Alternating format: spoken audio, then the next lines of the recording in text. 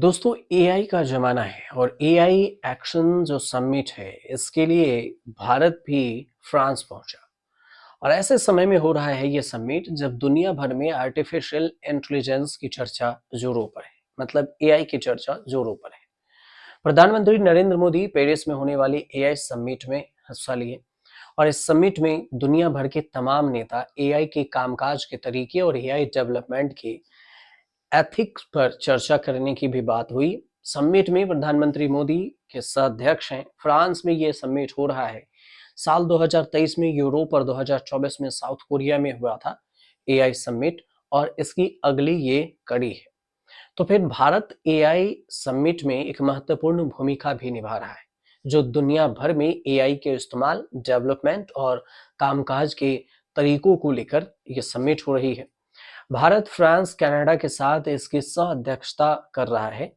तो फिर जानना ज़रूरी ये है कि ये समिट भारत के लिए क्या मायने रखता है? कितने ज़रूरी है ये भारत के लिए एआई समिट? तो फिर क्या है एआई समिट का भारत के लिए मतलब? सवाल यही है और ये पहले समझते हैं। एआई के जगत में भारत की स्थिति मजबूत हो और अमेरिका और चीन एआई के क्षेत्र में खुद मजबूत कर रहे हैं, जो भारत के लिए एक बड़ी चुनौती है।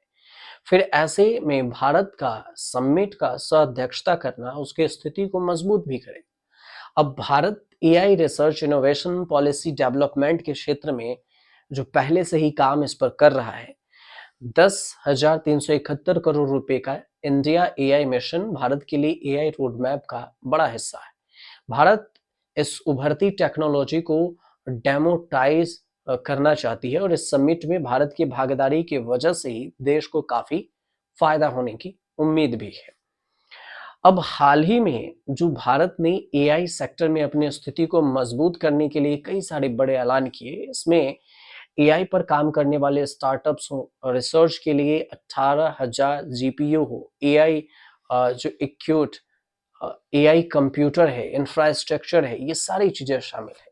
एआई समिट में जो भागीदारी है इसकी वजह से भारत की जरूरतों के लिए एक देसी एआई मॉडल तैयार करने में मदद करेगी। फिलहाल अमेरिका ने नेविडिया के लेटेस्ट जो एआई मॉडल है चीपसेट्स, उसके एक्सपोर्ट पर प्रतिबंध लगा रखा है।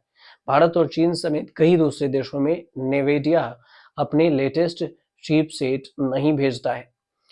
अब चीन का जो एआई है वो भी इस बीच में पॉपुलर हो गया। चीन के जो एआई है स्टार्टअप पॉपुलर हो रहा है। ऐसे में एक स्टार्टअप है चीन का डीपसीक, ये भी सामने आया।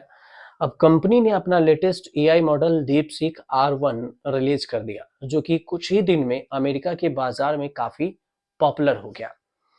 अब फिर यहाँ तक तो ये भी देखा जाए कि अमेरिका में इसके इस्तेमाल पर रोक लगा दी गई है। चीनी स्टार्टअप ने इस एआई मॉडल को महज 2 महीने और $60 लाख के खर्च को तैयार कर दिया। इसके लॉन्च होते ही अमेरिका चीफ मेकर कंपनी नेविडिया के शेयर में बड़ी गिरावट आई।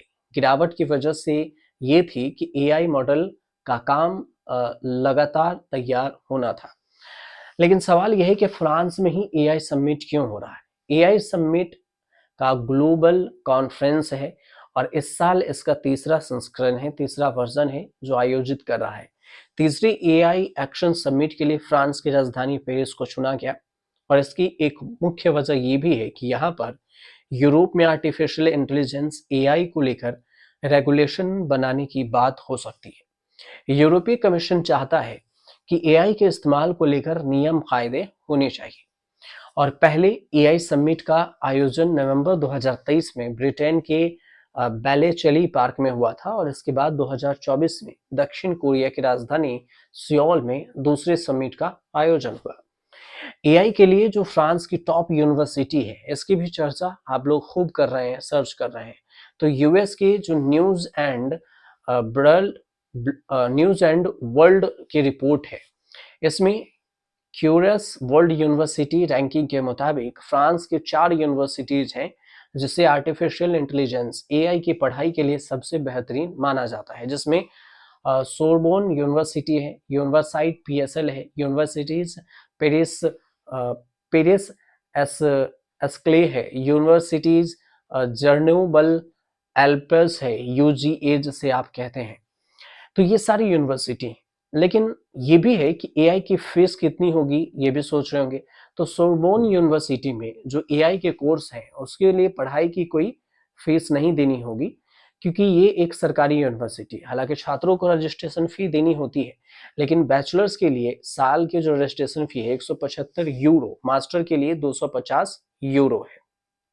इस हिसाब से देखें तो हर यूनिवर्सिटी की अलग अलग यहाँ पर फीस